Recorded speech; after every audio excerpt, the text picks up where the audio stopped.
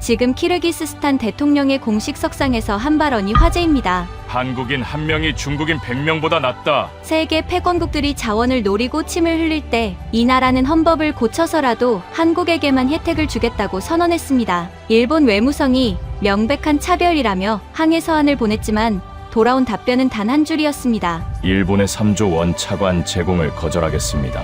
위기의 순간에 친구와 장사꾼은 구별되는 법입니다. 돈으로 환산할 수 없는 대한민국의 진짜 힘, 세계가 한국을 형제의 나라라 부르는 충격적인 이유가 밝혀집니다. 지금 중앙아시아의 심장, 키르기스스탄에서 전 세계 외교가가 경악할 만한 일이 벌어지고 있습니다.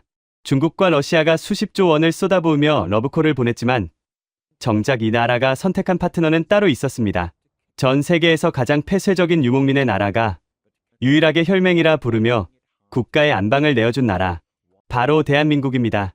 더욱 충격적인 것은 공항에서 벌어지고 있는 상황입니다. 세계 여권 파워 1위라는 일본인들조차 까다로운 심사에 식은땀을 흘릴 때 한국 여권은 프리패스도 모자라 공항 직원의 거수 경례까지 받고 있습니다. 일본 외무성이 이것은 명백한 차별이라며 항해 서한을 보냈지만 키르기스스탄 정부의 답변은 단 한 줄이었습니다. 당신들은 비즈니스를 하러 왔지만 한국은 가족이기 때문이다. 도대체 해발 3000m, 이 척박한 천산산맥의 나라에서 한국은 어떤 기적을 행한 걸까요?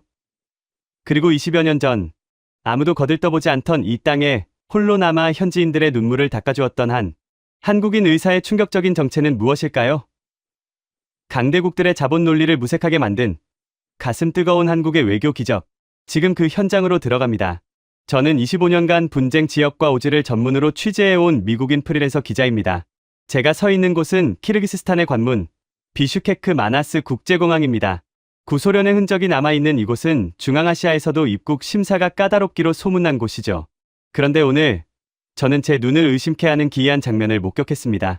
제 앞줄에는 도쿄에서 온 일본 대기업 건설사 임원진들이 서 있었습니다. 말끔한 정장에 서류 가방, 누가 봐도 이 나라에 투자를 하러 온 급인들이었죠. 하지만 심사관의 태도는 냉랭하기 그지없었습니다. 여권을 던지듯 내려놓으며 날카롭게 소리치더군요. 초청장 원본 가져오셨습니까? 도장이 흐릿합니다. 이거 위조 아닙니까? 체류 목적도 불분명하군요. 짐 전부 풀어서 검사하세요. 통과 못하면 다음 비행기로 강제 출국입니다. 무려 30분간의 실랑이 끝에 일본인들은 굴욕적인 표정으로 별실로 끌려갔습니다. 세계 경제 대국 일본의 자존심이 산산조각 나는 순간이었죠. 저는 긴장했습니다. 일본인도 저 정도인데 미국인인 나도 쉽지 않겠구나 하고 말이죠. 그때였습니다. 옆 창구로 등산복 차림의 한동양인 남자가 다가왔습니다. 흙이 묻은 낡은 배낭에 헝클어진 머리. 누가 봐도 가난한 여행객이었습니다.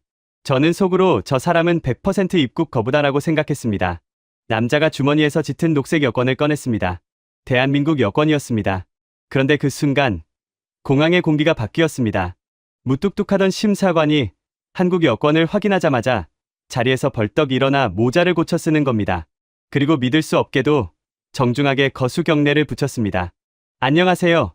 살라마시 집이 형제요. 한국 사람은 검사 안 합니다. 그냥 지나가세요. 우리나라는 당신들의 집입니다. 심사는 3초 만에 끝났습니다. 심사관은 오히려 자신의 주머니에서 사탕을 꺼내 한국인 여행객 손에 쥐어주더군요.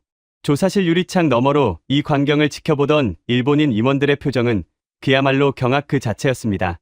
저는 급히 심사대를 통과해 짐을 챙기던 한국인 청년 박민우 씨를 붙잡고 물었습니다. 도대체 당신 뭐하는 사람이냐고, 정부 관계자냐고 말이죠. 그러자 그는 황당하다는 듯 웃으며 이렇게 말했습니다. 저요? 그냥 대학생인데요? 키르기스스탄에선 한국 사람이라고 하면 택시비도 안 받아요. 시골 할머니들은 집에 데려가서 밥도 공짜로 줍니다. 한국인은 여기서 그냥 가족이에요. 저는 충격에 빠졌습니다. 안내판을 보니 특별 입국, 우대 국가에 오직 대한민국 한 나라만 적혀 있었습니다. 저는 심사관에게 다시 달려가 따져 물었습니다. 이건 외교적 결례 아니냐? 왜 한국만 특별 대우를 하는 거냐고요? 그러자 심사관은 저를 쏘아보며 이렇게 말했습니다. 20여 년 전 우리 아이들이 추위와 배고픔에 죽어갈 때 선진국이라는 당신들은 어디 있었소? 그때 우리 손을 잡아준 건 한국뿐이었소. 은혜를 모르면 사람이 아니지. 그 은혜가 도대체 무엇이길래 국가 시스템까지 바꾼 걸까요? 이 미스터리를 추적하던 중 저는 현지 노인들에게서 공통적으로 들을 수 있는 한 사람의 이름을 발견했습니다. 키르기스스탄의 오지에서 닥터 킴이라고 불리며 신처럼 추앙받는 남자. 기록적인 폭설과 전염병 속에서 모두가 도망칠 때 홀로 남았던 의사, 김영훈. 시계를 돌려 모두가 이 땅을 버리고 떠나던 그 절망의 겨울밤으로 가보겠습니다. 이후의 이야기는 제가 현지에서 수집한 증언들과 김영훈 의사 본인의 인터뷰, 그리고 그의 가족들이 들려준 이야기를 바탕으로 재구성한 것입니다. 20여 년 전 겨울, 키르기스스탄. 이 나라를 이해하려면 먼저 그들이 겪어온 역사를 알아야 합니다. 소련이 붕괴한 후 중앙아시아의 작은 나라들은 하루아침에 고아가 되었습니다. 모스크바에서 오던 지원금이 끊겼고 공장은 문을 닫았고 사람들은 굶주렸습니다. 키르기스스탄도 예외가 아니었습니다. 특히 날인 주는 지옥이나 다름없었습니다. 해발 3,000m가 넘는 천산산맥 한가운데 위치한 이곳은 키르기스스탄에서도 가장 춥고 가장 가난한 지역이었습니다. 겨울이면 기온이 영하 40도까지 떨어지고 눈이 마을을 완전히 덮어버려 외부와의 연결이 끊기는 곳. 병원은커녕 약국 하나 없는 오지 중의 오지였습니다. 그해 겨울, 이곳에 악몽이 찾아왔습니다. 처음에는 한두 명의 아이들이 기침을 시작했습니다. 별거 아니겠거니 했죠. 감기려니 했습니다. 하지만 며칠이 지나자 아이들의 상태가 급격히 악화되었습니다. 숨을 쉴 수가 없다며 가슴을 움켜쥐었고 입술이 파랗게 질려갔습니다. 엑스레이를 찍어보니 폐가 하얗게 변해 있었습니다. 마치 시멘트가 굳어가듯 폐 조직이 딱딱하게 굳어가고 있었던 겁니다. 원인을 알 수 없었습니다. 어떤 의사도 본 적 없는 증상이었습니다. 전염성이 있는 것 같았지만 확실하지 않았습니다. 확실한 건 단 하나, 이 병에 걸린 아이들이 일주일 안에 죽어간다는 사실뿐이었습니다. 공포가 마을 전체를 뒤덮었습니다. 어머니들은 아이를 끌어안고 울부짖었고 아버지들은 하늘을 향해 주먹을 휘둘렀습니다. 하지만 기도해도 소용없었습니다. 신은 이 외딴 산골까지는 관심이 없는 듯했습니다. 당시 날인 주에는 국제의료 봉사단들이 활동하고 있었습니다. 일본에서 온 첨단 의료팀, 프랑스 국경 없는 의사회, 독일 적십자사. 그들은 최신 장비와 풍부한 자금을 갖추고 있었습니다. 마을 사람들은 그들에게 매달렸습니다. 제발 우리 아이들을 살려달라고 무엇이든 하겠다고 애원했습니다. 하지만 선진국에서 온 의료진들의 반응은 차가웠습니다. 일본 의료팀의 팀장은 본부와 긴급 화상회의를 열었습니다. 회의 결과는 단 한 줄로 요약되었습니다. 원인 불명의 전염병, 감염 위험 높음, 매뉴얼에 따라 즉각 철수 권고. 프랑스 팀도 마찬가지였습니다. 독일 팀도 마찬가지였습니다. 그들에게 이곳은 임무 수행 지역일 뿐이었습니다. 목숨을 걸 이유가 없었습니다. 매뉴얼에는 위험 상황 시 철수하라고 적혀 있었고 그들은 매뉴얼을 따랐습니다. 하지만 이 마을에는 매뉴얼 따위는 신경 쓰지 않는 한 사람이 있었습니다. 김영훈. 그는 어떻게 이 오지까지 오게 된 걸까요? 서울대 의대를 졸업하고 대형 병원에서 잘나가던 외과 전문의가 왜 지구 반대편 산골 마을에서 텐트 치료소를 운영하고 있었던 걸까요? 그의 아버지는 한국전쟁 때 부모를 잃은 전쟁과였습니다. 굶어 죽기 직전 미국에서 온 의료 봉사단이 그를 살렸습니다. 외국인 의사가 건네준 우유 한 잔과 페니실린 주사가 그의 목숨을 구한 겁니다. 아버지는 평생 그 은혜를 잊지 못했습니다. 그리고 아들에게 늘 말했습니다. 영훈아, 우리 가족은 받은 은혜가 있다. 언젠가는 갚아야 한다. 김영훈 의사는 그 말을 가슴에 새기고 살았습니다. 대형 병원의 고액 연봉을 포기하고 아무도 가지 않는 곳으로 갔습니다. 아프가니스탄, 수단, 그리고 키르기스스탄. 가장 열악한 곳, 가장 도움이 필요한 곳을 찾아다녔습니다. 그 겨울의 날인 주가 바로 그런 곳이었습니다. 전염병이 퍼지기 시작했을 때 그는 이미 6달째 이 마을에서 진료를 하고 있었습니다. 낡은 텐트 하나가 그의 병원이었고 중고 의료 장비 몇 개가 그의 전부였습니다. 하지만 그에게는 다른 팀들에게 없는 것이 있었습니다. 이 마을 사람들을 향한 마음이었습니다. 그리고 바로 그때 선진국 의료팀들이 짐을 싸기 시작했습니다. 가장 먼저 떠난 건 일본이었습니다. 일본 의료팀은 키르기스스탄에서 가장 규모가 큰 해외 봉사단이었습니다. 최첨단 진단 장비, 충분한 의약품, 그리고 경험 많은 의료진. 그들은 이 나라에서 가장 신뢰받는 외국인들이었습니다. 마을 사람들은 그들을 믿었습니다. 그들이 있으면 괜찮을 거라고 생각했습니다. 하지만 전염병이 퍼지자 상황이 달라졌습니다. 일본 팀장 다나카 박사는 도쿄 본부와 긴급 화상회의를 열었습니다. 화면 너머로 양복 입은 임원들이 심각한 표정으로 앉아 있었습니다. 다나카 박사, 현지 상황을 보고하세요. 다나카 박사가 떨리는 목소리로 말했습니다. 원인 불명의 호흡기 질환입니다. 전염성이 있는 것으로 보입니다. 현재까지 감염자 47명, 사망자 8명, 대부분 어린이입니다. 임원 중 한 명이 날카롭게 물었습니다. 치료법은 있습니까? 현재로서는 없습니다. 그렇다면 결정은 명확합니다. 매뉴얼 73조에 따라 즉각 철수하세요. 팀원들의 안전이 최우선입니다. 다나카 박사가 머뭇거렸습니다. 하지만 환자들이 있습니다.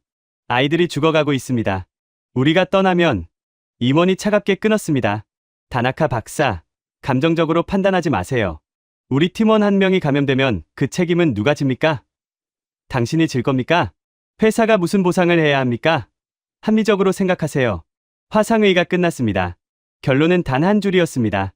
상황 통제 불가. 매뉴얼에 따라 즉각 철수 결정. 일본 팀원들은 빠르게 짐을 쌌습니다. 의약품 상자들을 트럭에 실었습니다. 수백만 원어치 의료 장비를 포장했습니다. 단 하나도 남기지 않았습니다. 그 소식을 들은 마을 촌장 아이백이 달려왔습니다. 그는 숨이 차서 헐떡거리며 일본 캠프에 도착했습니다. 다나카 박사를 찾았습니다. 선생님, 떠나신다는 게 사실입니까? 다나카 박사가 고개를 돌렸습니다. 눈을 마주치지 않았습니다. 죄송합니다. 본부 지침입니다. 아이백이 다나카 박사의 바짓가랑이를 붙잡았습니다. 무릎을 꿇었습니다. 70이 넘은 노인이 외국인 앞에 무릎을 꿇은 것입니다. 제발요, 선생님. 가지 마십시오. 우리 아이들이 죽어가고 있습니다. 제 손녀도요. 6살입니다. 숨을 못 쉽니다. 제발요. 늙은 촌장의 눈에서 눈물이 흘러내렸습니다. 주름진 얼굴이 절망으로 일그러져 있었습니다. 약이라도요. 약이라도 조금만 남겨주십시오. 몇 박스만이라도요. 제발요. 다나카 박사의 얼굴에 순간 망설임이 스쳤습니다. 하지만 뒤에서 팀원 하나가 소리쳤습니다. 팀장님, 헬기 도착했습니다. 빨리 오셔야 합니다. 다나카 박사가 아이백에 손을 뿌리쳤습니다. 죄송합니다. 감염 우려가 있어서 의약품을 남길 수 없습니다. 본부 지침입니다. 그는 돌아서서 헬기를 향해 뛰어갔습니다. 아이백이 땅바닥에 엎드려 소리쳤습니다. 제발요, 제발. 우리 아이들을. 헬기 프로펠러가 돌아가기 시작했습니다. 먼지가 피어올랐습니다. 아이백의 울부짖음이 프로펠러 소리에 묻혔습니다. 헬기가 떠올랐습니다. 일본 깃발이 새겨진 헬기가 점점 작아지다가 구름 속으로 사라졌습니다. 아이백은 땅바닥에 주저앉아 하늘을 바라봤습니다. 아무 말도 하지 못했습니다.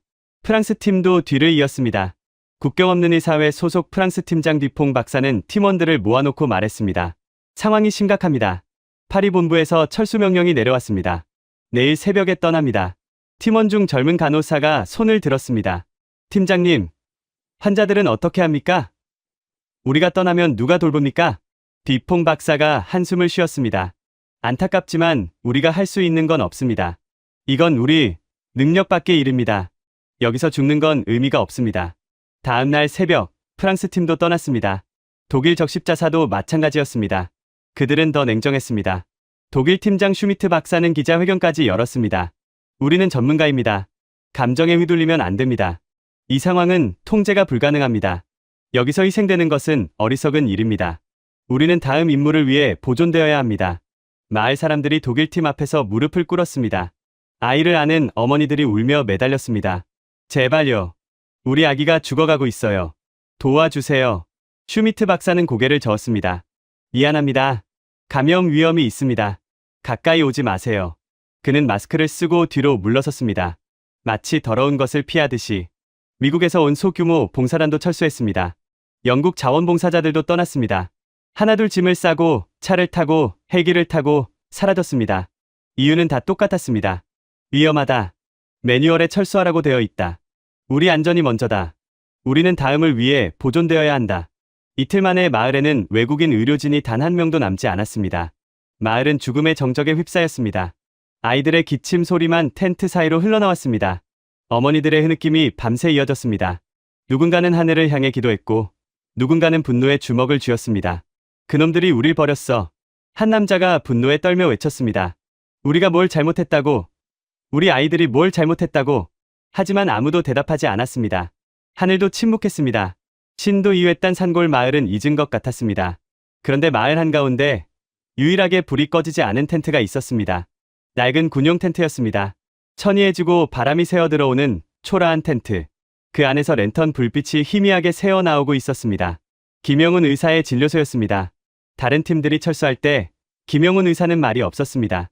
그들을 비난하지도 않았고 막지도 않았습니다. 그저 묵묵히 자기 진료소로 돌아와 환자들을 돌봤습니다. 일본 팀장 다나카 박사가 떠나기 전 김영훈 의사에게 다가와 말했습니다. 김 선생, 당신도 빨리 나가시오. 이건 자살행위요. 우리도 최선을 다했지만 한계가 있소. 당신 혼자서는 아무것도 못 바꿉니다. 김영훈 의사는 잠시 침묵하더니 고개를 들어 그를 바라봤습니다. 저 아이들도 그렇게 생각할까요? 다나카 박사는 할 말을 잃었습니다. 잠시 멈칫하더니 한숨을 쉬며 돌아섰습니다. 후회해도 모릅니다. 그것이 마지막이었습니다. 그날 밤 마지막 헬기가 떠났습니다. 프로펠러 소리가 점점 멀어졌습니다. 그리고 마을에는 정적만 남았습니다. 눈이 내리기 시작했습니다. 기온이 급격히 떨어졌습니다. 영하 25도를 넘어서고 있었습니다. 설상가상으로 전기까지 끊겼습니다. 디젤 발전기의 연료가 다 떨어진 것입니다. 마을 전체가 어둠 속에 잠겼습니다. 유일하게 불빛이 새어나오는 곳은 김영훈 의사의 낡은 텐트뿐이었습니다. 작은 랜턴 하나가 희미하게 빛나고 있었습니다. 그 안에서 그는 숨이 넘어가는 아이의 가슴에 청진기를 대고 있었습니다. 바로 그때 텐트 안에서 전화벨이 울렸습니다. 한국 대사관이었습니다. 김 선생님, 지금 마지막 수송기가 뜹니다. 공항까지 차로 2시간입니다. 지금 당장 출발하셔야 합니다. 대사관 직원의 목소리는 다급했습니다. 이거 놓치면 당분간 나올 방법이 없습니다. 도로가 눈에 묻히면 끝이에요. 선생님, 듣고 계십니까? 김영훈 의사는 수화기를 든 채 눈앞의 아이를 바라봤습니다. 6살짜리 소녀였습니다. 촌장 아이백의 손녀 아이굴이었습니다. 숨소리가 거칠었습니다. 입술이 파랗게 질려 있었습니다. 열이 40도를 넘고 있었습니다. 김 선생님, 대답하세요. 지금 나오셔야 합니다. 그의 손이 떨렸습니다. 수화기를 쥔 손에 힘이 들어갔습니다. 그리고 그는 입을 열었습니다. 내가 지금 가면 내 눈앞에 있는 이 아이는 오늘 밤을 넘기지 못합니다. 전화기 너머로 침묵이 흘렀습니다. 미안합니다. 나중에 연락드리겠습니다. 그는 전화기의 배터리를 분리했습니다. 그리고 다시 아이의 곁으로 돌아갔습니다. 그날 밤, 기온은 영하 35도까지 떨어졌습니다. 전기가 끊긴 텐트 안은 점점 차가워지고 있었습니다. 김영훈 의사는 자신의 외투를 벗어 아이에게 덮어주었습니다. 숨소리가 점점 약해지고 있었습니다. 시간이 없었습니다. 하지만 그의 손에 있는 건 부족한 의약품 몇 개와 낡은 의료 장비뿐이었습니다. 랜턴 불빛이 희미하게 흔들렸습니다. 기름이 얼마 남지 않았습니다. 이것마저 꺼지면 완전한 어둠 속에 갇히는 겁니다. 그때 텐트 문이 벌컥 열렸습니다. 촌장 아이백이 또 다른 아이를 안고 들어왔습니다. 10살짜리 남자아이였습니다. 아이백의 표정은 절망 그 자체였습니다. 눈이 충혈되어 있었고 볼에는 얼어붙은 눈물 자국이 있었습니다. 선생님, 이 아이도 숨을 못 쉽니다. 제발요. 김영훈 의사는 아이의 상태를 확인했습니다. 아이굴보다 더 심각했습니다. 폐가 거의 기능을 못하고 있었습니다. 산소 포화도가 급격히 떨어지고 있었습니다. 입술이 검푸르게 변해 있었습니다. 이 아이는 누구입니까? 아이백이 떨리는 목소리로 대답했습니다. 우리 부족장의 외아들입니다. 누르백이라고 부족의 희망입니다. 이 아이가 죽으면 부족장님이 제발 살려주십시오. 텐트 밖에서 울음소리가 들려왔습니다. 부족장 투르군이 하늘을 향해 기도하고 있었습니다. 두 팔을 벌리고 무릎을 꿇은 채 알아들을 수 없는 말로 외치고 있었습니다. 그의 아내는 땅바닥에 엎드려 흐느끼고 있었습니다. 외아들이 죽어가고 있었습니다. 하지만 그들이 할 수 있는 건 아무것도 없었습니다. 기도밖에. 김영훈 의사는 두 아이를 번갈아 바라봤습니다. 6살 소녀 아이굴, 10살 소년 누르베. 둘 다 오늘 밤을 넘기기 어려워 보였습니다. 그의 머릿속이 빠르게 돌아갔습니다. 무엇이 필요한가? 산소, 항생제, 수액, 그리고 수열. 산소는 없었습니다. 산소통은 이미 바닥났습니다. 일본 팀이 철수하면서 남은 산소통마저 가져갔습니다. 항생제는 조금 남아 있었지만 충분하지 않았습니다. 수액도 마찬가지였습니다. 수열이 문제였습니다. 두 아이 모두 심각한 빈혈 상태였습니다. 전염병이 혈액을 망가뜨리고 있었습니다. 피가 필요했습니다. 하지만 이 오지에 혈액은행 같은 건 없었습니다. 수혈 가능한 혈액을 구할 방법이 없었습니다. 김영훈 의사는 잠시 생각하더니 자신의 팔을 걷어붙였습니다. 제 피를 쓰겠습니다. 아이백이 놀라서 소리쳤습니다. 선생님, 그러시면 안 됩니다. 선생님까지 쓰러지시면 어떡합니까? 괜찮습니다. 저는 O형입니다. 맞는 공혈자예요. 누구에게나 수혈할 수 있습니다. 괜찮습니다. 그는 소독된 주사기를 꺼냈습니다. 손이 떨렸습니다. 추위 때문인지 두려움 때문인지 알 수 없었습니다. 자신의 팔에 주사바늘을 꽂았습니다. 날카로운 통증이 느껴졌습니다. 붉은 피가 튜브를 타고 흘러나왔습니다. 자신의 생명이 빠져나가는 것 같았습니다. 그는 자신의 피를 두 아이에게 나눠 수혈했습니다. 250키씩, 총 500키. 성인 남성 혈액량의 10분의 1이었습니다. 어지러움이 밀려왔습니다. 하지만 멈출 수 없었습니다. 수혈만으로는 부족했습니다. 수술이 필요했습니다. 폐에 고인 액체를 빼내야 했습니다. 그대로 두면 아이들은 익사하듯 죽게 됩니다. 자신의 폐에 고인 물에 빠져 죽는 겁니다. 하지만 전기가 없었습니다. 수술 등이 없었습니다. 어둠 속에서 어떻게 수술을 한단 말입니까? 랜턴 불빛만으로는 턱없이 부족했습니다. 김영훈 의사는 텐트 밖으로 뛰쳐나갔습니다. 눈보라가 휘몰아치고 있었습니다. 영하 35도의 칼바람이 얼굴을 후려쳤습니다. 눈을 뜰 수가 없었습니다. 옆 발자국 앞도 보이지 않았습니다. 그는 주차된 낡은 지프차로 달려갔습니다. 무릎까지 빠지는 눈을 헤치며 나아갔습니다. 손가락이 얼어붙는 것 같았습니다. 차 앞부분을 열었습니다. 얼어붙은 후드가 쉽게 열리지 않았습니다. 있는 힘껏 당겼습니다. 삐걱거리며 열렸습니다. 헤드라이트를 뜯어냈습니다. 맨손으로 볼트를 풀었습니다. 손가락 끝에 감각이 사라지고 있었습니다. 피부가 금속에 달라붙었습니다. 떼어낼 때 살점이 뜯겨나갔습니다. 아픔을 느낄 겨를도 없었습니다. 배터리를 분리했습니다. 무거웠습니다. 20kg은 좋게 되어 보였습니다. 그것을 안고 눈밭을 뚫고 텐트로 돌아왔습니다. 전선을 연결했습니다. 손이 너무 떨려서 제대로 잡히지 않았습니다. 몇 번이고 실패했습니다. 겨우 연결에 성공했습니다. 자동차 헤드라이트가 환하게 켜졌습니다. 텐트 안이 대낮처럼 밝아졌습니다. 완벽하지는 않았지만 수술할 수 있을 정도는 되었습니다. 하지만 또 다른 문제가 있었습니다. 손이었습니다. 그의 손은 완전히 얼어 있었습니다. 손가락이 굽혀지지 않았습니다. 이 손으로는 메스를 잡을 수 없었습니다. 바늘을 줄 수 없었습니다. 그는 냄비에 물을 끓였습니다. 작은 가스버너에 남은 연료를 모두 사용했습니다. 물이 끓기 시작했습니다. 얼어붙은 손을 끓는 물에 담갔습니다. 이악! 비명이 터져나왔습니다. 상상을 초월하는 고통이었습니다. 얼어붙은 조직이 급격히 녹으면서 신경이 살아나는 느낌. 수천 개의 바늘로 찌르는 것 같았습니다. 이를 악물었습니다. 손을 빼지 않았습니다. 감각이 돌아와야 했습니다. 수술해야 했습니다. 아이들을 살려야 했습니다. 5분이 지났습니다. 손가락이 움직이기 시작했습니다. 감각이 돌아왔습니다. 통증도 함께 그는 메스를 집어 들었습니다. 손이 떨렸습니다. 하지만 멈출 수 없었습니다. 수술을 시작했습니다. 먼저 아이골이었습니다. 가슴에 작은 절개를 냈습니다. 폐에 튜브를 삽입했습니다.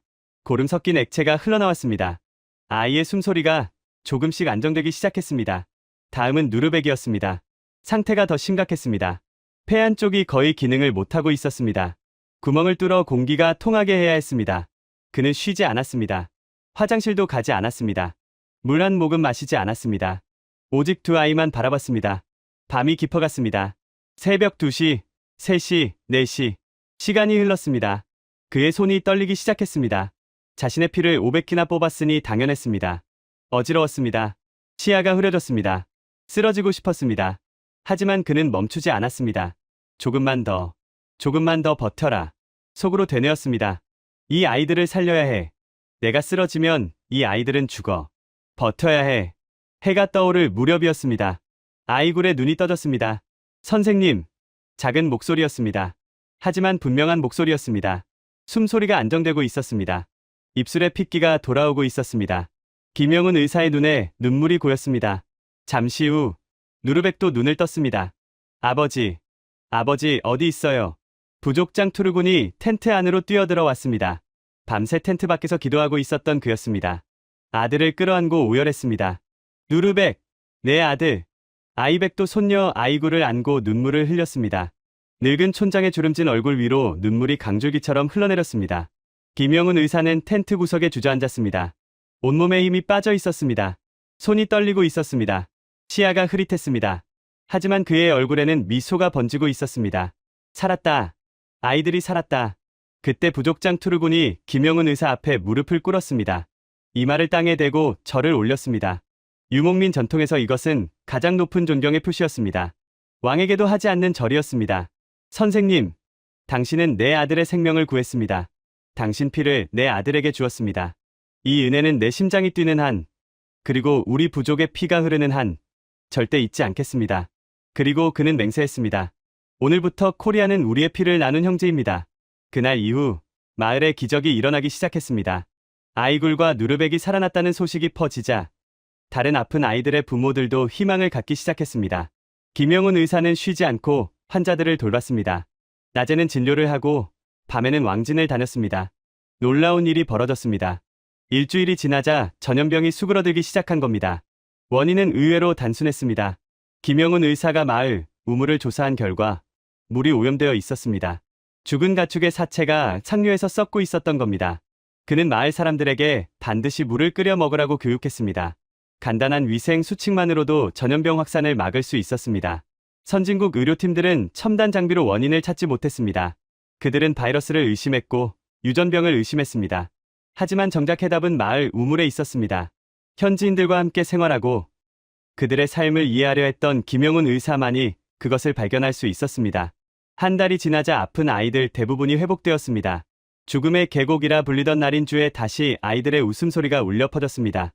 마을 사람들은 김영훈 의사를 더 이상 선생님이라고 부르지 않았습니다. 그들은 그를 아타라고 불렀습니다. 키르기스어로 아버지라는 뜻이었습니다. 아타, 밥 드세요. 아타, 오늘 뭐 도와드릴까요? 아타, 감사합니다.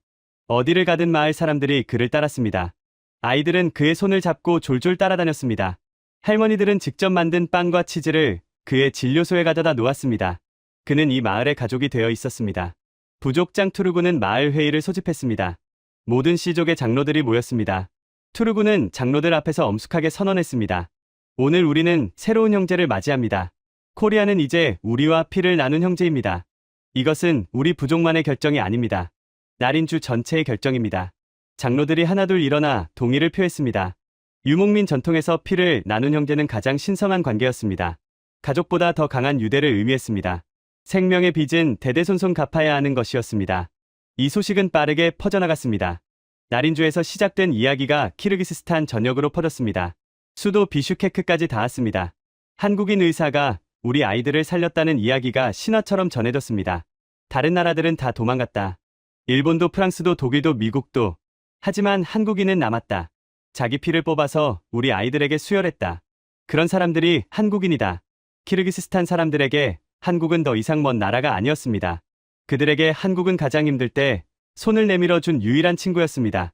삼성이나 현대가 유명해지기 전부터, 케이팝이 인기를 얻기 전부터 키르기스스탄 사람들은 한국을 형제의 나라로 기억하고 있었습니다. 김영훈 의사는 그 후로도 이 땅에 남았습니다. 그는 키르기스스탄 정부의 권유로 수도 비슈케크에 작은 병원을 세웠습니다. 한국에서 의료 장비와 약품을 지원받아 왔습니다. 현지 의대생들을 가르치기도 했습니다. 그의 병원에서 수련받은 의사들이 키르기스스탄 전역으로 퍼져나갔습니다. 하지만 그가 치른 대가는 상상을 초월했습니다. 서울에 두고 온 가족이 있었습니다. 아내 서윤정과 두 아이, 아들 태민과 딸 서연. 그들은 서울에서 아버지 없이 자라고 있었습니다.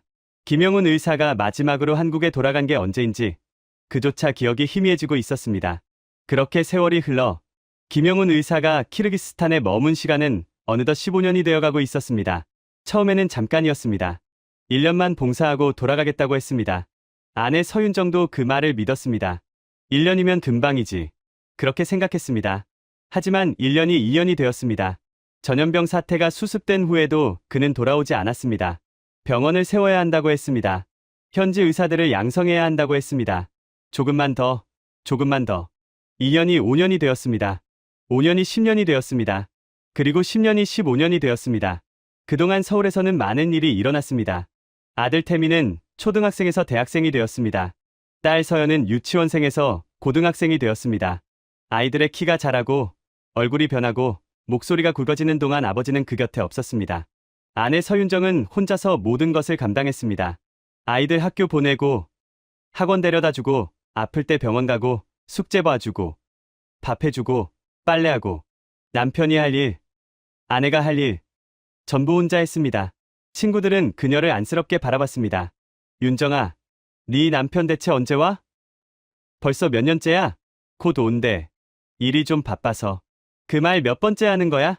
솔직히 말해봐. 거기 다른 여자 있는 거 아니야? 서윤정은 웃으며 손을 저었습니다. 하지만 속으로는 눈물이 났습니다. 남편을 믿었습니다. 남편이 무슨 일을 하는지 알았습니다. 하지만 가끔은, 정말 가끔은 원망스러웠습니다. 왜 나만 이렇게 힘들어야 하지? 왜 나만 혼자서 다 해야 하지? 명절이 가장 힘들었습니다. 설날이면 친척들이 모였습니다. 삼촌, 고모, 이모, 사촌들 모두 가족 단위로 왔습니다. 남편과 아내, 아이들. 행복한 가족의 모습. 서윤정은 아이들을 데리고 홀로 갔습니다. 친척들이 물었습니다. 형부는 또 안 오셨어? 네. 거기 일이 바빠서요. 에이, 명절인데 집에 와야지. 가족이 뭐가 중요해? 친척들은 혀를 끌끌 찼습니다. 수군거리는 소리가 들렸습니다. 저 집 남편 이상한 거 아니야? 무슨 남편이 15년을 외국에서 살아? 글쎄, 뭔가 사정이 있겠지. 사정은 무슨, 그냥 가정에 관심 없는 거지 뭐. 서윤정은 못 들은 척했습니다. 하지만 가슴이 찢어지는 것 같았습니다. 아이들도 힘들었습니다. 아들 태민이 초등학교 3학년 때였습니다. 학교에서 가족 소개 발표가 있었습니다. 아이들이 하나씩 나와서 가족 사진을 보여주며 발표했습니다. 우리 아빠는 회사원이에요. 주말에 같이 축구해요. 우리 아빠는 요리를 잘해요. 주말마다 아빠표 파스타 먹어요. 태민 차례가 왔습니다. 그는 사진 한 장을 들고 나갔습니다. 오래된 사진이었습니다. 태민이 5살 때 찍은 가족 사진. 우리 아빠는 의사예요. 외국에서 아픈 사람 고쳐요. 선생님이 물었습니다. 와, 대단하다. 아빠랑 최근에 찍은 사진은 없니? 태민은 대답하지 못했습니다. 최근 사진이 없었습니다. 아빠와 함께 찍은 사진 자체가 거의 없었습니다. 한 친구가 끼어들었습니다. 야, 그래서 너희 아빠 얼굴은 어떻게 생겼는데? 태민은 입을 다물었습니다. 아빠 얼굴이 선명하게 기억나지 않았습니다. 화상통화로 가끔 보기는 했지만 실제로 마주 본 게 언제인지 기억이 안 났습니다. 그날 밤, 태민은 방에서 울었습니다. 서윤정이 문을 열고 들어갔습니다. 태민아, 왜 울어? 엄마, 아빠 얼굴이 기억 안 나. 서윤정의 가슴이 무너져 내렸습니다. 아들을 끌어안고 함께 울었습니다. 딸 서연도 마찬가지였습니다. 서연은 피아노를 배웠습니다. 재능이 있었습니다. 선생님이 칭찬을 아끼지 않았습니다. 콩쿠르에 나가보라고 권유했습니다. 서연은 열심히 연습했습니다. 매일 3시간씩 피아노 앞에 앉았습니다. 손가락이 아파도 멈추지 않았습니다. 아빠한테 보여주고 싶었습니다. 아빠가 오면 연주해드리고 싶었습니다. 콩쿠르 날이 다가왔습니다. 서연은 아빠한테 영상통화를 걸었습니다. 아빠, 이번 주 토요일에 콩쿠르야. 올 수 있어? 화면 너머로 아버지의 얼굴이 일그러졌습니다. 서연아, 미안해. 이번 주에 중요한 수술이 있어서. 아빠, 제발. 이번만. 친구들 아빠 다 와. 나만 아빠 없어. 서연아, 아빠 한 번만. 제발. 침묵이 흘렀습니다. 그리고 아버지가 말했습니다. 미안해. 정말 미안해. 다음에는 꼭 갈게. 서연은 전화를 끊고 울었습니다. 콩쿠르 날, 서연은 무대에 섰습니다. 객석을 바라봤습니다. 엄마와 오빠가 앉아 있었습니다. 그 옆자리는 비어 있었습니다. 아빠가 앉았어야 할 자리. 서연은 연주를 시작했습니다. 완벽한 연주였습니다. 심사위원들이 고개를 끄덕였습니다. 연주가 끝나고 박수가 쏟아졌습니다. 하지만 서연은 웃지 않았습니다. 빈 의자만 바라봤습니다. 대상을 받았습니다. 상장을 들고 사진을 찍었습니다. 엄마와 오빠가 양옆에 섰습니다. 아빠 자리는 비어 있었습니다. 그날 밤, 서연은 트로피를 껴안고 울었습니다. 아빠, 바보. 바보. 바보야. 서연의 중학교 졸업식 날도 마찬가지였습니다. 졸업식장에 부모들이 모여들었습니다. 아버지들이 카메라를 들고 서 있었습니다.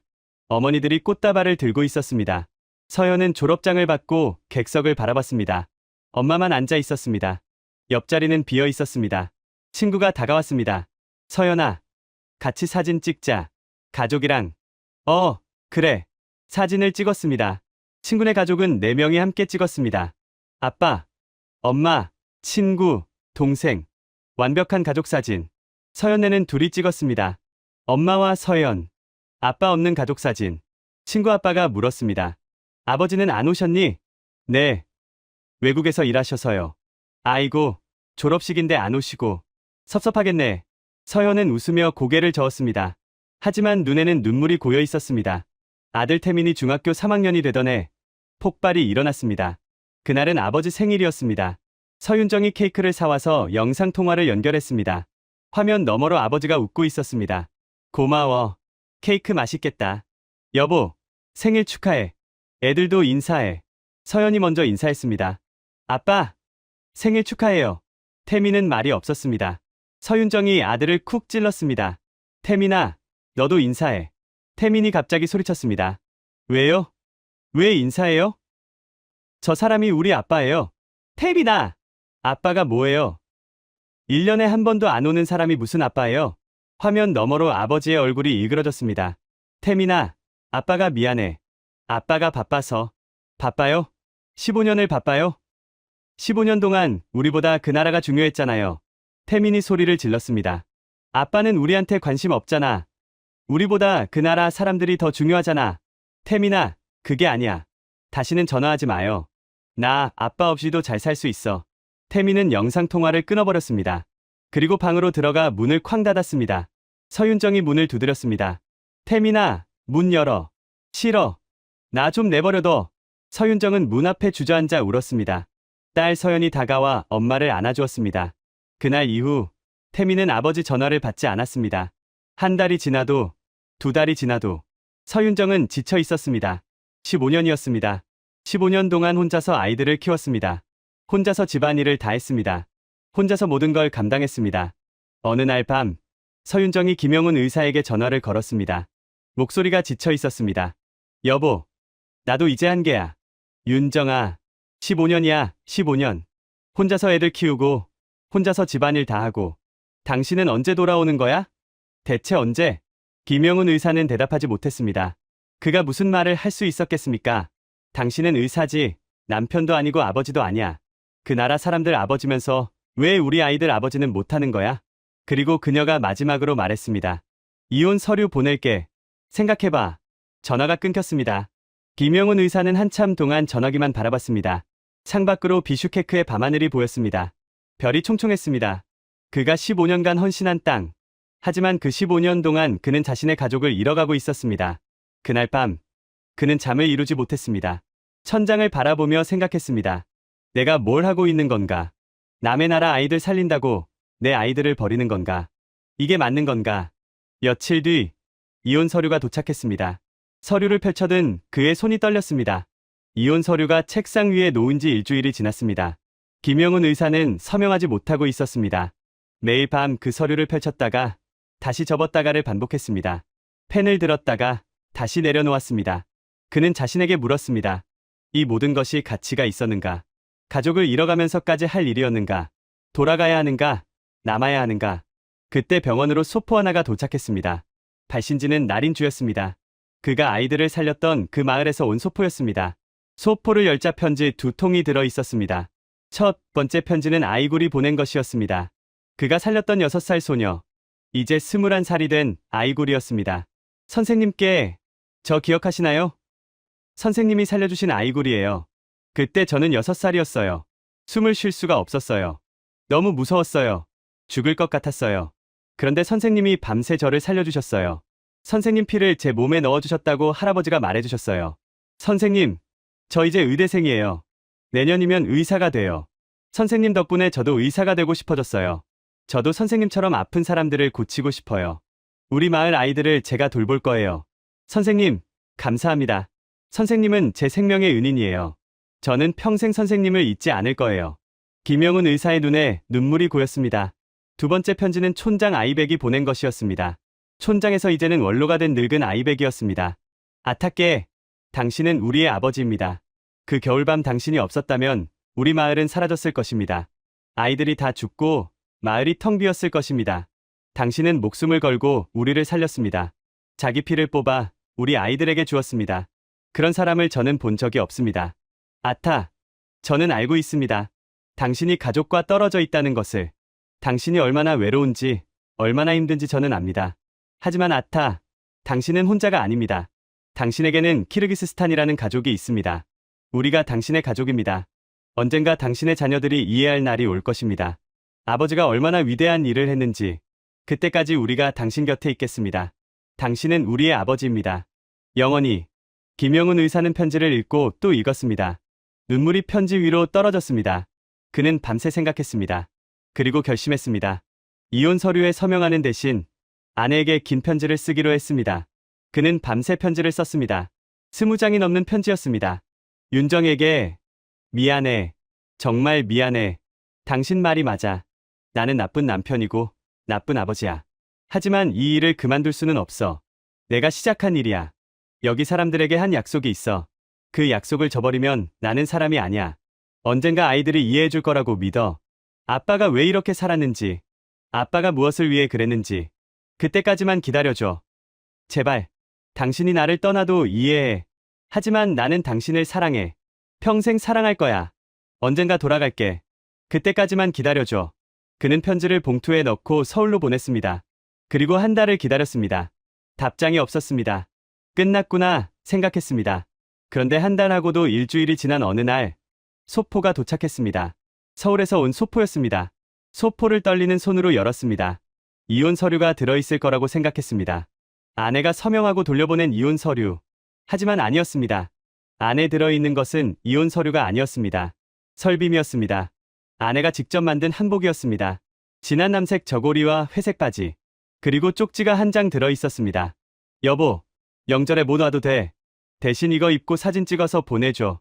아이들한테 보여줄 거야. 아빠가 먼 나라에서 열심히 일하고 있다고. 김영훈 의사의 눈에서 눈물이 쏟아졌습니다. 소포 안에는 아이들의 편지도 있었습니다.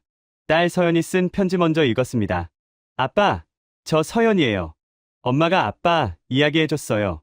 아빠가 멀리서 아픈 사람들 고쳐주고 있다고. 아빠, 대단해요. 저도 커서 아빠처럼 될래요. 아빠 사랑해요. 편지 옆에는 그림이 한 장 있었습니다. 크레파스로 그린 그림. 키르기스스탄 지도 위에 아빠 얼굴을 그려 놓았습니다. 옆에는 세계 최고의 아빠라고 삐뚤빼뚤한 글씨로 적혀 있었습니다. 아들 태민의 편지도 있었습니다. 아빠, 나 태민이야. 미안해. 그때 심하게 말해서 미안해. 엄마한테 아빠 이야기 많이 들었어. 아빠가 키르기스스탄에서 뭘 했는지, 얼마나 많은 사람들을 살렸는지. 아빠가 없었으면 그 마을 애들이 다 죽었을 수도 있었대. 나 이해해. 아빠가 왜 거기 있어야 하는지. 아빠가 영웅인 거 알아. 아빠, 보고 싶어. 근데 괜찮아. 할 일 다 하고 와. 우리가 기다릴게. 아빠 사랑해. 김영훈 의사는 편지를 가슴에 품고 한참을 울었습니다. 그리고 아내의 쪽지 뒷면에 적힌 마지막 문장을 읽었습니다. 여보, 당신이 하는 일이 얼마나 중요한지 아이들에게 설명했어. 이제 아이들도 이해해. 우리가 기다릴게. 사랑해. 그는 펑펑 울었습니다. 다음 날, 그는 아내가 보내준 한복을 입고 사진을 찍었습니다. 비슈케크의 병원 앞에서 천산산맥을 배경으로 그 사진을 서울로 보냈습니다. 그해 설날부터 매년 명절마다 그는 한복을 입고 사진을 찍어 가족에게 보냈습니다. 매년 설날, 화상통화로 가족과 연결했습니다.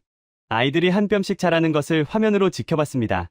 아들이 대학에 가는 것을, 딸이 고등학교를 졸업하는 것을 화면으로 축하했습니다. 멀리 떨어져 있었지만 마음은 연결되어 있었습니다. 그리고 몇 년 뒤, 정말로 아들이 키르기스스탄에 나타났습니다. 비슈케크 마나스 국제공항. 김영훈 의사는 입국장 앞에서 초조하게 기다리고 있었습니다. 아들 태민이 온다는 연락을 받은 건 일주일 전이었습니다. 아빠, 나 방학이야. 아빠 보러 갈게. 믿기지 않았습니다. 그렇게 아버지를 원망하던 아들이 자기 발로 이 먼 나라까지 온다니. 혹시 꿈이 아닐까 싶어 볼을 꼬집어 보기도 했습니다. 입국장 문이 열렸습니다. 배낭을 맨 청년이 걸어 나왔습니다. 대학생이 된 태민이었습니다. 어느새 아버지 키를 훌쩍 넘긴 청년이 되어 있었습니다. 어깨도 넓어졌고 턱선도 단단해졌습니다. 아빠, 태민아. 두 사람은 어색하게 마주섰습니다. 무슨 말을 해야 할지 몰랐습니다. 너무 오랜만이었습니다.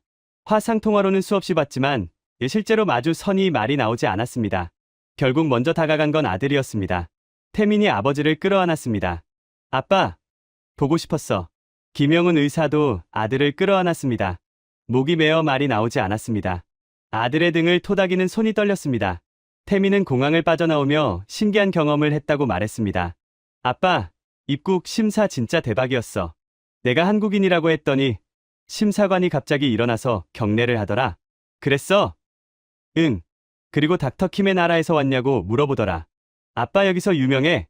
김영훈 의사는 쑥스럽게 웃었습니다. 아니야, 그냥. 아빠, 솔직히 말해봐. 여기서 뭘 한 거야? 택시 탔더니 기사 아저씨가 내가 한국인이라니까 돈도 안 받고 여기까지 데려다줬어. 말도 안 통하는데 계속 엄지척하면서 웃더라고. 태민은 사흘 동안 아버지와 함께 키르기스스탄을 돌아다녔습니다. 첫째 날, 아버지의 병원을 방문했습니다. 작은 병원이었습니다. 서울의 대형 병원에 비하면 초라하기 그지없었습니다. 하지만 대기실에는 환자들이 줄을 서 있었습니다. 할아버지, 할머니, 아이를 아는 젊은 엄마, 목발을 짚은 청년. 다양한 사람들이 아버지를 기다리고 있었습니다. 아버지가 진료실에 들어서자 환자들의 눈빛이 달라졌습니다. 아타가 오셨다. 사람들이 환하게 웃으며 아버지를 맞이했습니다. 한 할머니는 아버지의 손을 꼭 잡고 눈물을 글썽였습니다. 아이를 아는 엄마는 고개를 숙여 인사했습니다. 태미는 구석에 서서 그 광경을 지켜봤습니다. 아버지가 환자를 진료하는 모습을 처음 봤습니다. 아버지는 환자 한 명 한 명의 정성을 다했습니다. 청진기를 대고 눈을 들여다보고 손을 잡아주었습니다. 말이 통하지 않는 환자에게는 손짓 발짓으로 설명했습니다. 진료가 끝난 환자들은 돌아가며 아버지를 안아주었습니다. 어떤 할머니는 주머니에서 구겨진 지폐를 꺼내려 했지만 아버지가 손을 저으며 막았습니다. 괜찮아요. 됐어요. 태민이 아버지에게 물었습니다. 아빠, 돈 안 받아? 형편이 어려운 사람들이야. 어떻게 받아? 그럼 병원 운영은 어떻게 해? 아버지가 웃었습니다. 뭐, 어떻게든 되더라. 태민은 할 말을 잃었습니다. 아빠, 아타가 뭐야? 아버지라는 뜻이야. 사람들이 아빠를 아버지라고 불러. 그냥 습관이야. 둘째 날, 나린주의 마을을 방문했습니다. 아버지가 아이들을 살린 그 마을. 비슈케크에서 차로 4시간을 달려야 했습니다. 험한 산길을 지나 마을에 도착하자 믿을 수 없는 광경이 펼쳐졌습니다. 마을 입구에 사람들이 줄지어 서 있었습니다. 닥터 킴의 아들이 온다는 소식이 벌써 퍼진 것입니다. 차에서 내리자 사람들이 환호성을 질렀습니다. 아타의 아들이다. 한국에서 왔다. 할머니들이 태민에게 달려와 뺨을 어루만졌습니다. 할아버지들이 악수를 청했습니다. 아이들이 주변을 빙글빙글 돌며 뛰어다녔습니다. 촌장의 집에서 잔치가 열렸습니다. 마을 사람들이 음식을 들고 모여들었습니다. 양고기 요리, 난, 수프, 과일, 치즈, 소박하지만 정성이 가득한 음식들이 테이블을 가득 채웠습니다. 한 할머니가 태민 앞에 접시를 가득 담아 놓았습니다. 많이 먹어. 많이 먹어야 해. 말은 통하지 않았지만 그 마음은 통했습니다. 태민이 음식을 한 입 먹자 할머니가 환하게 웃었습니다. 다른 할머니가 태민의 손을 잡고 눈물을 글썽였습니다. 너가 아버지가 내 손자를 살렸어. 그때 손자가 죽어가고 있었어. 네 아버지가 밤새 지켜줬어. 고마워. 정말 고마워. 통역을 해준 사람이 말해주었습니다. 태민은 고개를 숙였습니다. 목이 메어 아무 말도 할 수 없었습니다. 마을 남자들이 전통 음악을 연주했습니다. 여자들이 춤을 추었습니다. 아이들이 태민에게 손을 잡고 함께 춤추자고 했습니다. 서툴렀지만 함께 춤을 추었습니다. 마을 사람들이 박수를 쳤습니다. 잔치가 끝날 무렵 젊은 여의사가 태민을 맞이했습니다. 바로 아이굴이었습니다. 칠부에서 편지를 보냈던 21살의 의대생은 그 후로 몇 년이 더 흘러 이제 25살의 젊은 의사가 되어 있었습니다. 단정한 옷차림에 똑 부러지는 말투. 그녀는 유창한 영어로 말했습니다. 반가워요. 저는 아이굴이에요. 당신 아버지가 저를 살렸어요. 그녀가 태민을 마을 외곽의 작은 건물로 안내했습니다. 간판에는 키르기스어와 함께 한글이 적혀 있었습니다. 아이굴 의원. 닥터 킴의 제자. 여기가 제 병원이에요. 작지만 제 병원이에요. 아이굴이 자랑스럽게 말했습니다. 당신 아버지가 저를 살린 후 저도 의사가 되고 싶어졌어요. 공부 많이 했어요. 장학금 받아서 의대 갔어요. 이제 저도 사람 살려요. 그녀가 병원 안을 보여주었습니다. 작은 진료실, 몇 개의 병상, 기본적인 의료 장비들. 서울의 기준으로는 초라했지만 이 산골 마을에서는 생명줄이었습니다. 일주일에 100명 넘게 진료해요. 이 근처 마을에서 다 와요. 저 때문에 더 이상 아이들이 죽지 않아요. 아이굴의 눈이 빛났습니다. 다 당신 아버지 덕분이에요. 당신 아버지가 저한테 희망을 줬어요.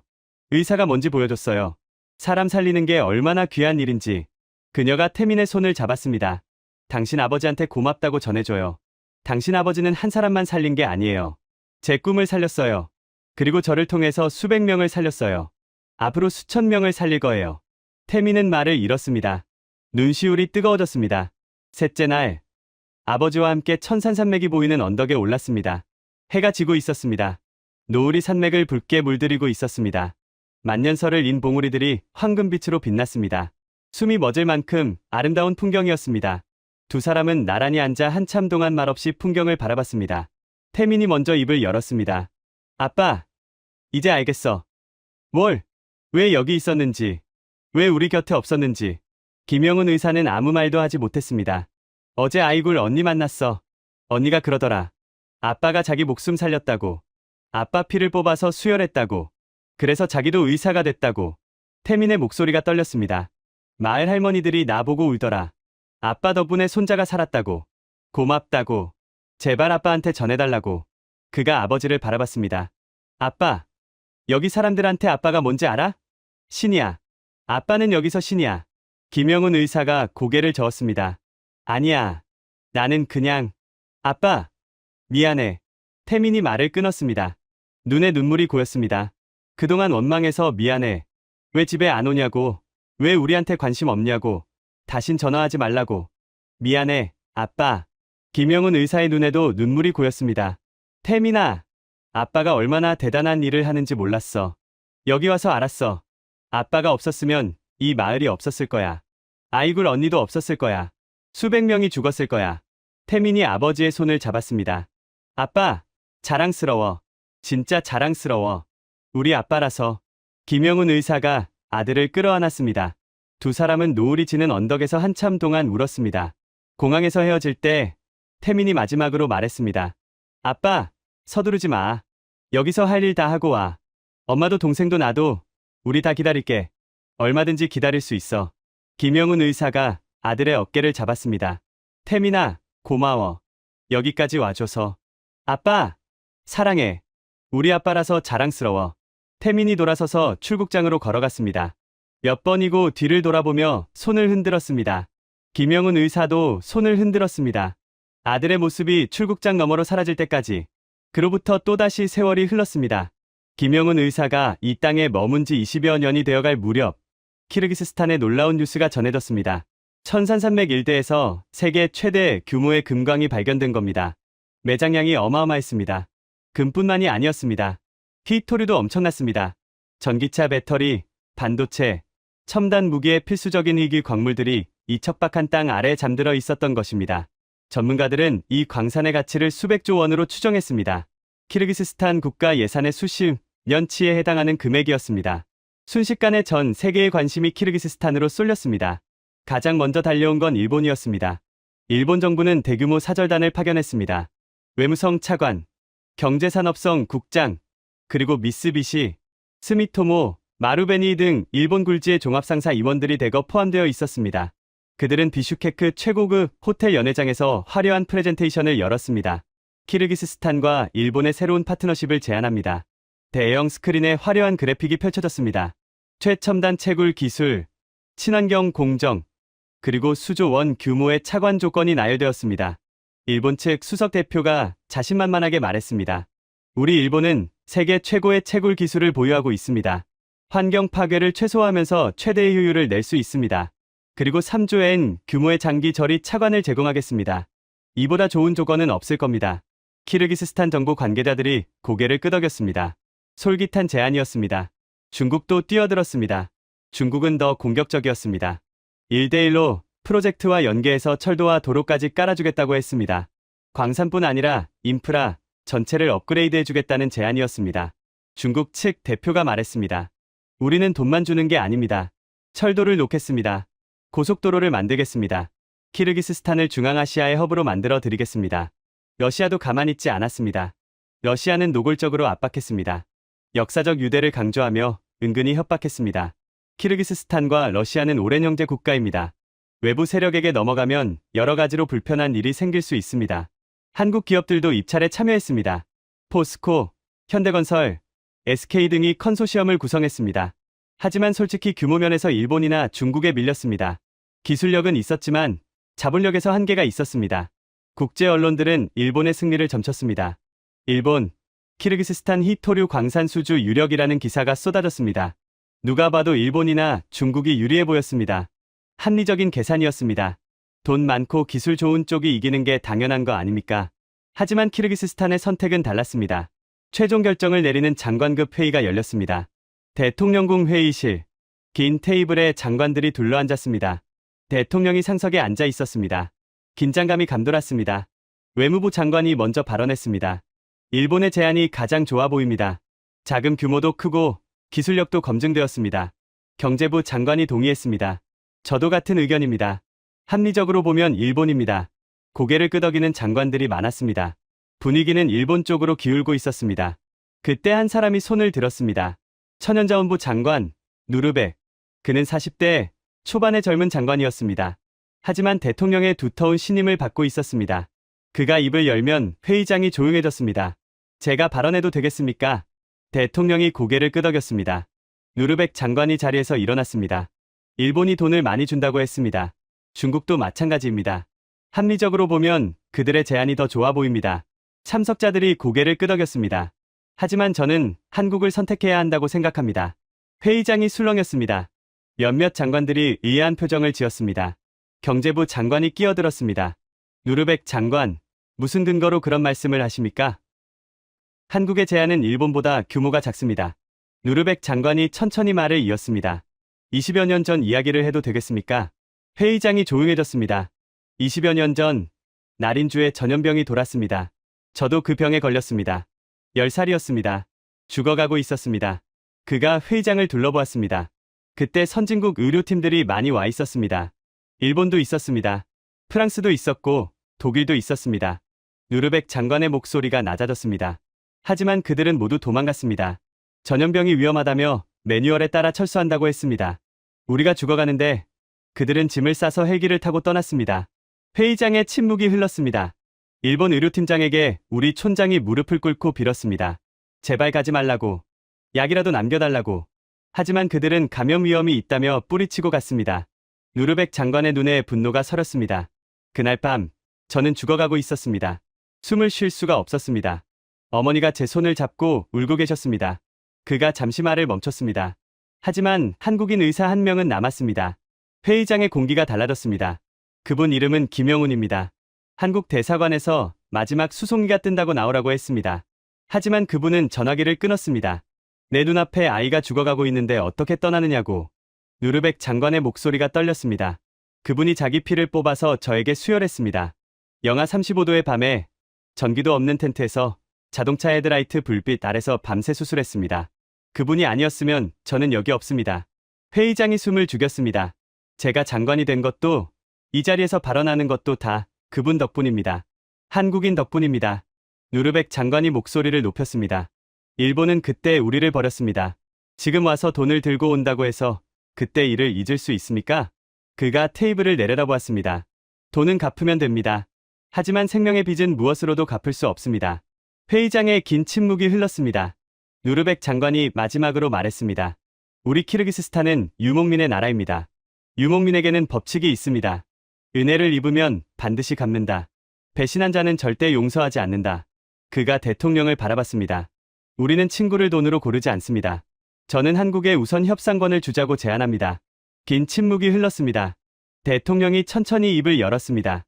다른 의견 있으십니까? 아무도 말하지 않았습니다. 그렇다면 투표로 결정하겠습니다. 결과는 만장일치였습니다. 한국이 우선 협상권을 따냈습니다. 소식을 들은 일본 대표단은 경악했습니다. 말도 안 됩니다.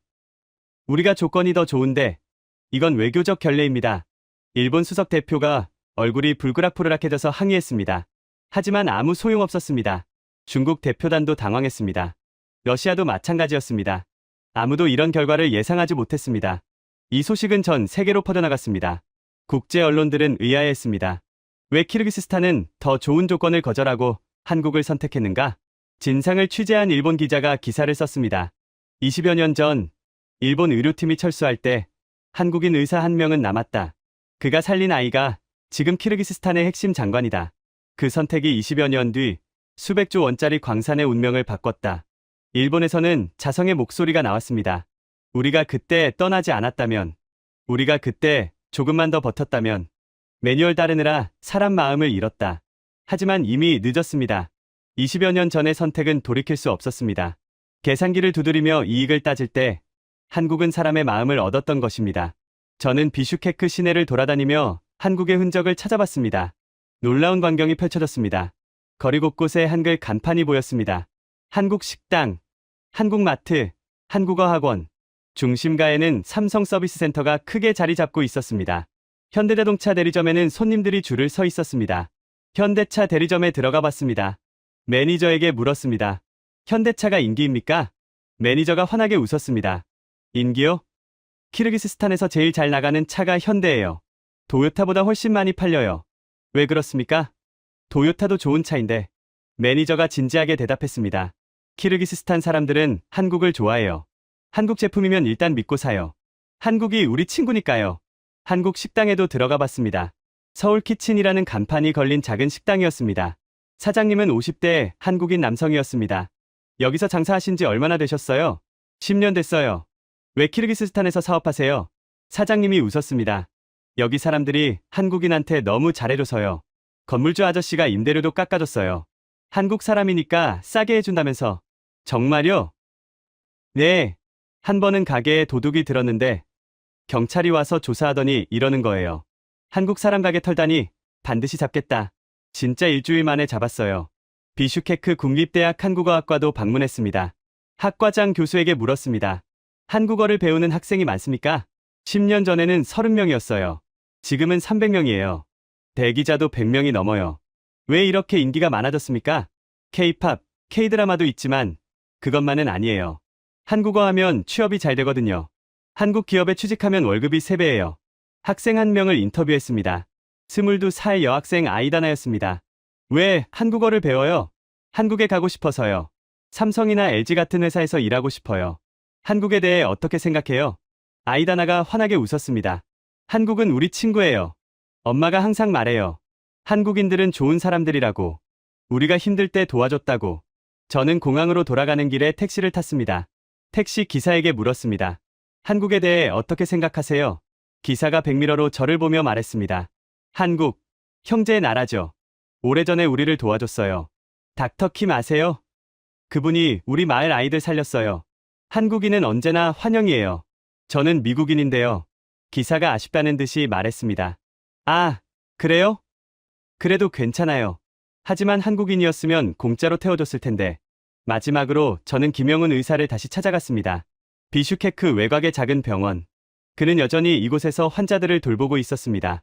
머리는 희끗희끗해졌지만 눈빛은 여전히 맑았습니다. 선생님, 20년입니다. 이 땅에서 20년을 보내셨네요. 김영훈 의사가 웃었습니다. 벌써 그렇게 됐군요.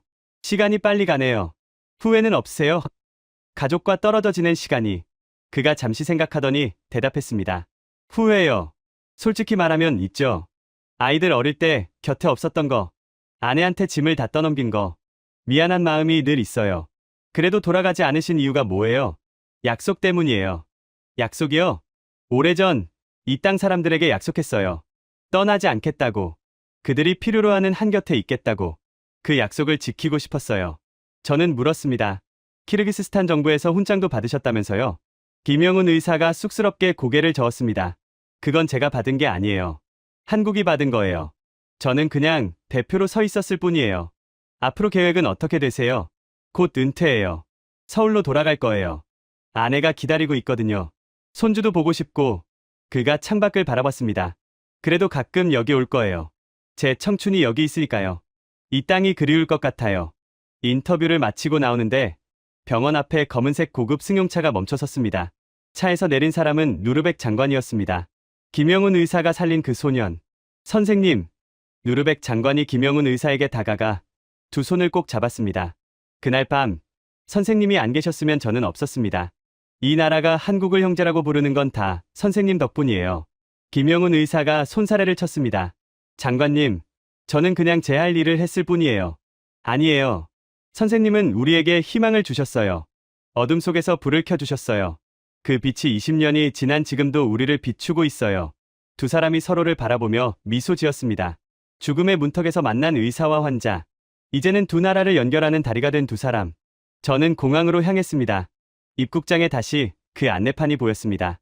대한민국 특별 우대 입국이라고 적힌 안내판. 저는 이제 그 의미를 알았습니다.